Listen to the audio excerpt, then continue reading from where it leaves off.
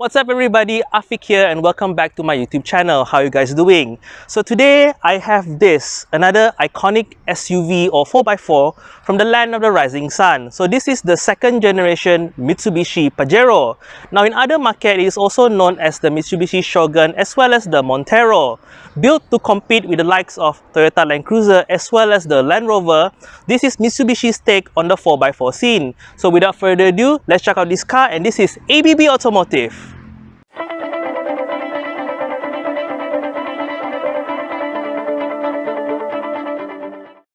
The second generation Mitsubishi Pajero went on sale in Japan from 1991 to 1999. During that time, the Pajero was available either as a 3-door or a 5-door wagon across two engine choices. The engines available are either a 3-liter V6 petrol codenamed 6G72 or a 2.5-liter turbo diesel i4 codenamed the 4D56T. The 3-door was available with an open-air top as well as a metal top with many different trim levels. The 5-door wagon also have two different roof styles, which are either the high roof or the regular roof. It also came with many different trim levels from the basic XL to the luxury Super Exceed. In 1993, two new engines was made available in the form of the 3.5 V6 petrol and a 2.8-liter turbo diesel i4. Transmission available was either a 4-speed automatic or a 5-speed manual. The car that you see in this video today is a 2.5 turbo diesel 5-door wagon automatic finished in the Exceed trim level. Okay, so here in front of the Mitsubishi Pajero, I've got to say this brings back a lot of memories of cars from the late 90s, the early 2000s. I definitely still think that this is a very handsome face, a very nice looking 4x4, very tough, very macho looking. Okay, so the one thing I realized that the Pajero has a lot of chrome. Yeah, there's a lot of chrome going on around here. So you have a lot of chrome here at the center part of the bumper as well as around the grille. Okay, so back then you do associate chrome with luxury, as this car is more of a luxury 4x4. Okay, so looking at the details, I do love the grille. It has that like crosshair design, and then you have the Mitsubishi logo finished in red in the middle, the 3 diamond shaped logo, right? So the Pajero comes with this headlight washers. It's very, how to say, like sitting on top of the bumper, where most modern car usually it's like hidden in the bumper and then it just pops out. The headlight itself, so from my understanding, the owner has changed the headlight, so this is the slightly newer headlight. The older headlight is not as clear as this, but I think it looks really nice on this car.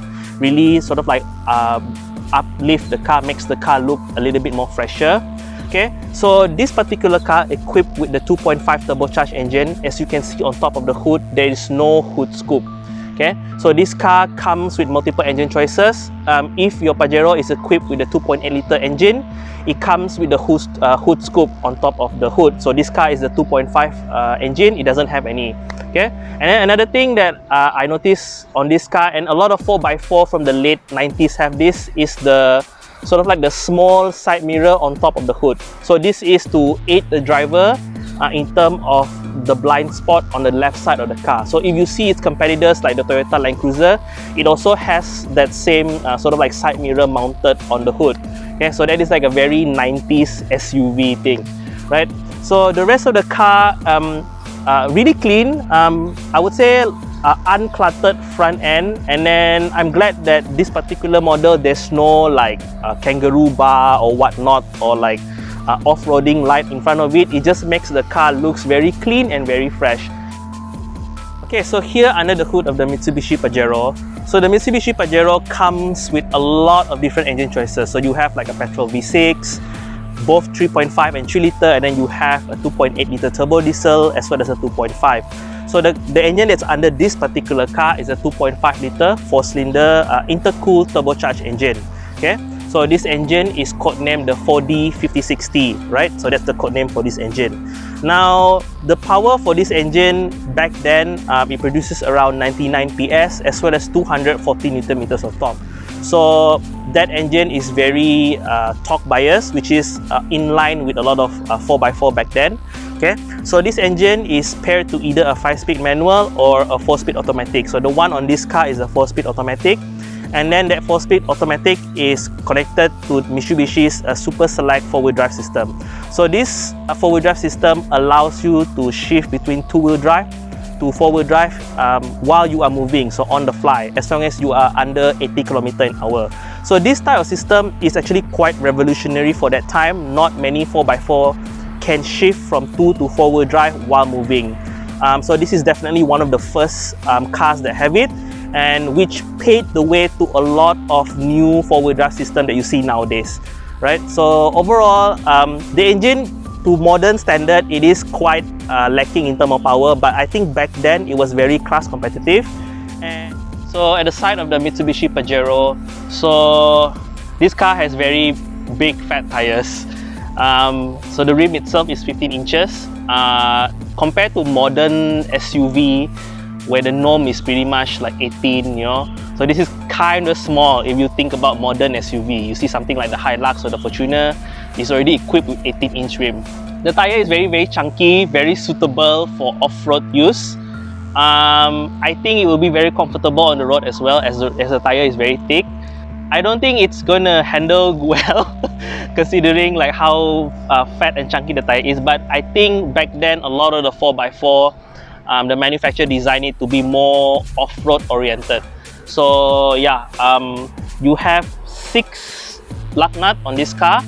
Okay, so as you can see, 6 lug nuts, and then because this car is using that shift on the fly system, so even though this is an older SUV, you don't really need to go out and lock your hub to engage the 4-wheel drive system.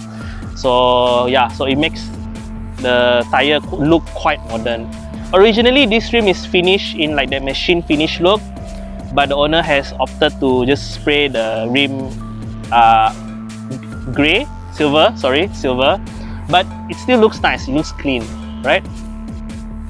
So I'm here standing at the side of the Mitsubishi Pajero 2nd generation. So as you can see, it has this two-tone color. It's like silver with blue and silver at the bottom again. So this particular car, the one that you see here in Japan, it's called the Exceed trim. So this look is similar to the higher spec, which is the Super Exceed, but this particular car is the Exceed variant. Okay, so I do love the wide body kit on this car. It makes the car looks chunky, like muscular, like that, very macho looking. You have the standard looking side step, which is integrated nicely with the side of the car. The profile of the car itself, so this one is the 5-door wagon. Okay, so you do have like a 3-door short wheelbase version, and then the 5-door wagon itself also, as you can see for this one, it has the low roof line. There's another version of the Pajero which has the sort of like raised up roof, so that one is called the high roof wagon. Okay, but overall, the look of the Pajero, I still think it looks quite nice. A very traditional 4x4 looking car, a lot of chrome. Okay, so you have chrome on the door handle as well as the side mirror. Okay, so the side mirror is electronic, you can fold it electronically. Towards the front here, you do have a circular turning indicator, which is quite a nice touch, and I think this car ages very well over time. The design is very graceful as well, and yeah, very nice side design. Okay, so right now I'm in the back of the Mitsubishi Pajero. What do I want to say about it? It looks very square. It looks very traditional SUV, right? And then like the rest of the car, there's also some chrome back here. So you have a chrome trim on the bumper. There's a lot of chrome going on over here, right? So the whole back bumper is chrome. And I do like that at the center part here, you have this sort of like a rear step, okay, for you to get up onto the car. And I like that there is the word Pajero embroidered into the step, which is quite a nice thing. Very sort of like nicely integrated, the name. Okay, the rear tail lamp, I think this is very iconic. When I first saw this design also, I think it looks quite smart, it looks quite neat. I do love like the top and the bottom part is the brake light, and then in the middle part is the reverse light as well as the signal. Okay, so the car itself, being a traditional SUV, so a lot of SUV from the late 90s from Japan features the tire being hooked on the rear door instead of under the car. Now, this can be a good thing and a bad thing. So the good thing, it gives you easy accessibility for the spare tire. So you don't have to go under the car, and then it keeps your spare tire clean, especially if you have a cover like this. But because the tire is hooked to the rear door, it makes the rear door quite heavy. And because of the design, the manufacturer usually will have to design the door swinging outward rather than upward. Okay, so this type of design, I would say, okay, so the problem with this design is that yes, it creates a very big opening space, but the door swings too much into traffic, or what do you call too much? It takes out too much space. So if you do have a car parked behind you, this can be an issue, right? You have to manage the space quite a bit. But the back end of the car itself, as you can see, the space is very, very big. So you do have two rear seats that's folded sideward. So this car can carry 7 people. Okay, you bring down the chair, it can carry 7 people. If you're not, then like this owner, he folds it up. It creates a very big load space, and I would say it's quite flat, and the shape is like a big square box, so not an issue if you want to carry big bulky item. Okay, also another thing to highlight, like most SUV in the 90s from Japan, it comes with sort of like a dedicated tool set integrated into the rear door, so you don't have to carry your toolbox around. So this is quite nice. I do love this. I saw this in the Toyota Land Cruiser as well, and they have it here in the Mitsubishi Pajero. So yeah, so to close the door, you have to release the lock down here. Okay, it's a safety feature, quite a nice safety feature. The third brake light is mounted inside the glass rather than outside of the car, and then you do have a place here to tow. So if this car is body on frame, so it is capable of towing like a caravan or another car if you're towing. So that is where you hook up your tow hook. Okay, so the rest of the Mitsubishi Pajero, the wiper is upright like that. If I'm not mistaken, like the Prado is, when it's parked, it's over here, whereas the Pajero is sitting up like that. Okay, so the rest of the car, I think it looks quite handsome, still very macho looking. The white body is really, really nice from the back here. I especially like this part. It makes the car look like it has a body kit of some sort, right? So yeah, the back end of the Mitsubishi Pajero. So here in the driver's seat of the Mitsubishi Pajero 2nd generation, everything feels very nostalgic to me. Even for my family, I remember my father driving this for a while back then when I was really, really small, and then sitting back here, it reminds me back of that car. So this particular car, Pajero X seat, fabric seat. Okay, you do have fabric seat, and it has a center armrest for both the driver and the passenger side. So, but the car itself also has a center console. So as you know, modern car usually use the center console and doubles it as the center armrest. But for this car, it has its own individual armrest, which is quite nice. The seat itself, I would say it's still quite supportive, very comfortable actually, and I like that the headrest, it has the hole in the middle.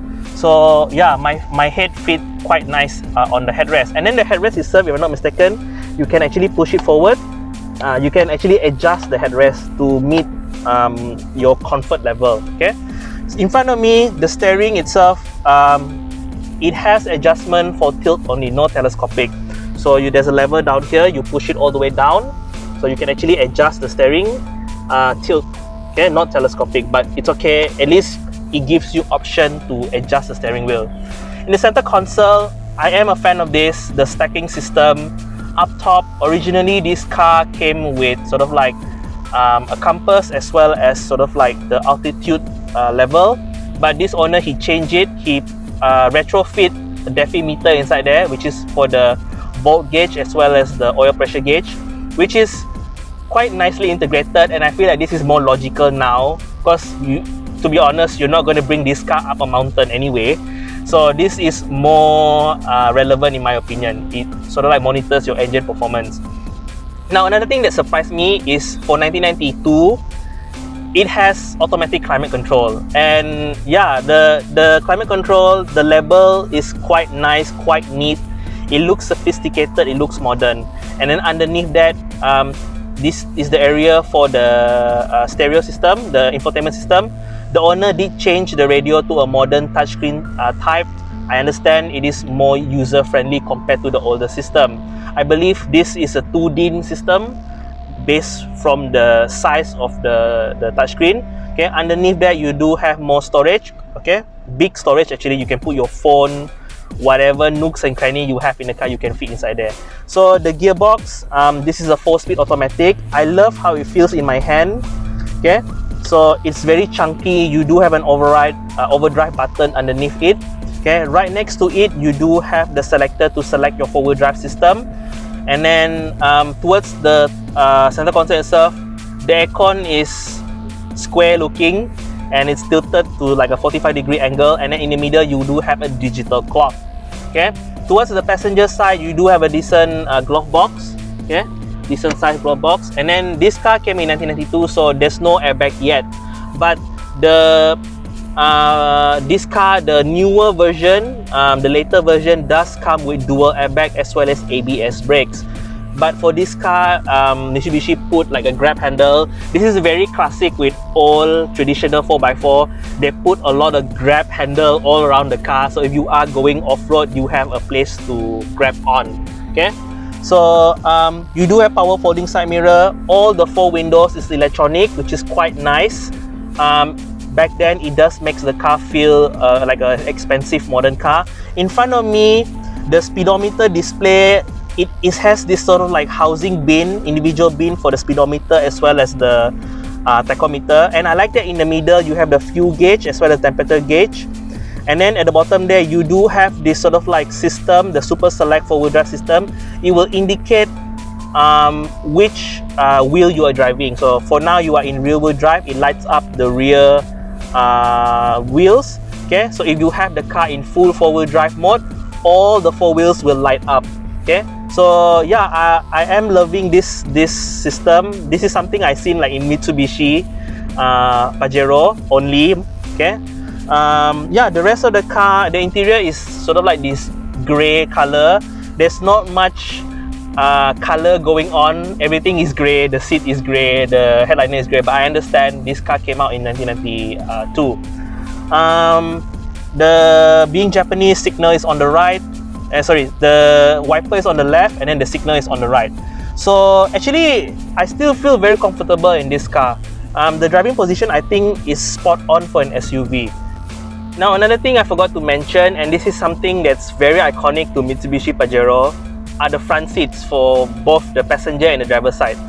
It has suspension seats and it's really soft, and I don't know, but this to me is sort of like make the car more comfortable, not only on road but off-road. So yeah, this is like, they don't do this in cars anymore, the suspension seat. So from the owner told me there is a lever or hook or something down there that you can connect and the seat will stay put. But if you disconnect it, then it will have this suspension effect. And this is for both for the driver and passenger seat, and I'm loving this. It just makes the ride more sort of like comfortable. Obviously it's not for like sporty driving, but this is a 4x4. But yeah, these seats, I'm loving these seats. Oh my god. Nice. So I'm sitting in the back of the Mitsubishi Pajero. So in terms of space, my frame is around 165 centimeter. So my frame is not an issue actually. Headroom, not an issue for me, despite my spiky hair, even though there's this very big sunroof up top. Okay, leg room, not an issue at all. I have loads of leg room. Knee room, not an issue at all. So another thing I like about the Mitsubishi Pajero is that this car has a lot of amenities. Okay, so for one, you do have dual map pocket, which is quite nice, and then you have a small center armrest in the middle. Okay, so the center armrest in the middle is quite small, but that's okay because the the Pajero actually comes with a bigger side armrest on the outer side of the car. Okay, so the side armrest, what I like is that there's a cup holder over here, and then not many car actually has an outer folding side armrest. Normally the outer armrest is just on the door itself. Okay, so this car, you do have it kind of like, in a way, if you have both of it fold down, it feels like a captain's chair, you know, because you have both the outer and the inner armrest folded down. So this is a quite nice, comfortable feature to have. Okay, so just like I mentioned before, this Pajero, especially this version, the Exit model as well as the Super Exit, it comes with this very big sunroof. Okay, and the sunroof itself is the shape is very square. Okay, it's not what do you call it? It's not rectangle like most sunroof. This is actually quite nearly a square shape. Okay, and then what do you call it? You have a lot of grab handle, okay, to assist to go exit and entering the car. And then you also have this is something like an older car have. You also have like a cigarette tray, or I call it a rubbish tray. Okay, and then this is like something cars from like the late 90s and early 2000 usually have. And then another thing that surprised me the most is this car has air vents at the top of the roof. I mean on the roof lah. And then the way you control it, it has automatic climate control in the back in the year 1992. Though that is like amazing for me, like it's considered quite a modern feature. Not many cars nowadays even have automatic rear climate control. This Pajero has it, and the button just looks very premium. It looks high-tech. So the back of the Mitsubishi Pajero, I like it. Yeah, I still find this car very comfortable, and I don't mind sitting at the back of this car for a journey. Okay guys, so I've been driving the second generation Mitsubishi Pajero for a while. So this is the V44 spec wagon 5-door. So upon getting into this car, my first impression of this car is that this is the type of car where you need to just relax and drive it. This is the type of car that you not suitable to rush. Okay, so the first thing I noticed inside this car, you're sitting high up, you're sitting like an SUV level, as 4x4 level, so you have a very nice commanding view of the road. Okay, and the ride in this 4x4, especially with this sort of like suspension seat, it is very very comfortable actually. I do feel quite relaxed driving this car. What do you call that? The ride quality is very very soft, like going over potholes, I think. And then thanks to that very fat tire also, it sort of like evens out the pavement quite nicely. So the car itself, no denying that this engine, this 2.5 liter turbocharged intercooled engine, I think because the car is quite heavy, it's not really the fastest car in the world. You do need a little bit more time to build up the rev. But then the one thing that I like about this car is the gearbox. The transmission, the gear change is very very smooth in my opinion. Like it doesn't feel jerky at all. So the gear change, it is very very smooth. It feels very slushy, you know, like there's no jerking to it, which I don't know, it's quite nice lah. It feels like very smooth, what they call gear change. In terms of handling, so this car is a body on frame car. The front, if I can recall, is using torsion beam with it's using a double wishbone suspension with a torsion beam setup, so it doesn't have any coil spring. Okay, and then the back is a solid rear axle with a coilover. So handling, because this car is so tall, you do feel the body roll in the corner. If you're taking the corner a little bit too enthusiastically, you do feel the car is leaning a bit more than you want it to be. But then, like I said before, because the suspension is very soft, it makes the car very very comfortable. And then in terms of visibility, I would say this car has brilliant visibility because this car is essentially like a very big square box.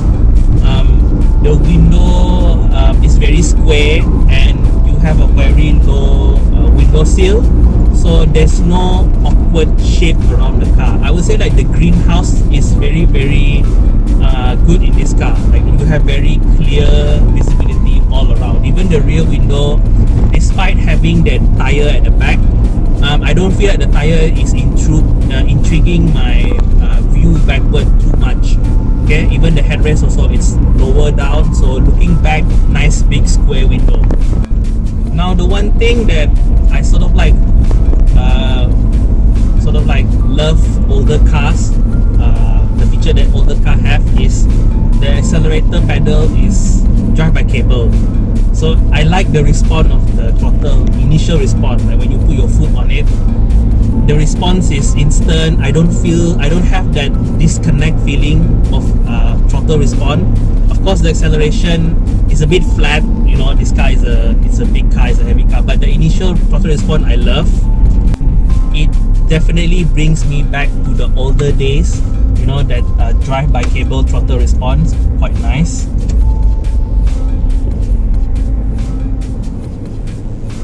I'm gonna do a full throttle.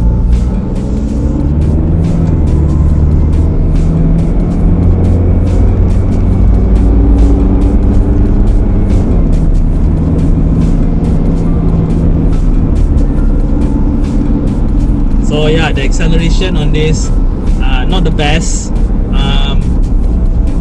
I'm not sure about the V6 version though, but because this car is a 2.5 litre turbocharged model, so I will save judgment for that. But yeah, the acceleration on this, you definitely have to plan your acceleration. Yeah, plan your acceleration. Overall, my experience with this car, I feel like this car is, if you're a type of person who's like very laid back, you're not like in a rush to go places, I think this is a very relaxing car to drive. It is definitely a comfortable car, despite like its age, it's over 20 years old.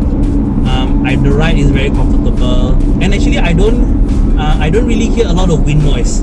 Insulation is also quite good in this car, despite like the A-pillar is almost very upright, so it's not really an aerodynamic car, but I don't hear a lot of wind noise inside here. So I think the sound insulation is very good for this car, and then visibility is also very good. With that being said, is it a fast car? It's not. So if you are in a market for something like this, generally like a good condition, you can fetch around 20 to 30,000 depending on what spec you get. This car has a lot of spec, a lot of engine choices also, depending on which year you purchase. From my understanding, you have a 3 litre V6, 3.5 litre V6, this 2.5 litre turbocharged diesel, and then you also has a 2.8 turbocharged diesel. And then this particular second generation, it went on sale in the early 90s, and then in some countries like in the Philippines, it went on sale until mid 2000s. So depending on where you get this car, there's a lot of version for this car. My particular favorite is the later version. There's this one white body version. What do you call it again? Fieldmaster. It's called the Fieldmaster, and particularly of all the exterior design, I do like that one. It looks quite premium, and yeah, like the Fieldmaster, you can have a look at that one also. This one is also quite nice. This V42 wagon, I enjoyed my time in it. It's definitely one of the more relaxing car in my opinion. So yeah. Okay guys, we have come to the end of this video, and I do hope you enjoy watching it. So before I wrap up, on top of doing YouTube videos, I'm also actually running my own personalized polishing as well as detailing service here in my hometown of Miri, Sarawak. So if you are in the area and you wish to get your vehicle done by yours truly, do find my contacts in the description below. I would like to say thank you for watching. Do like and subscribe to my channel. I'll see you in the next one.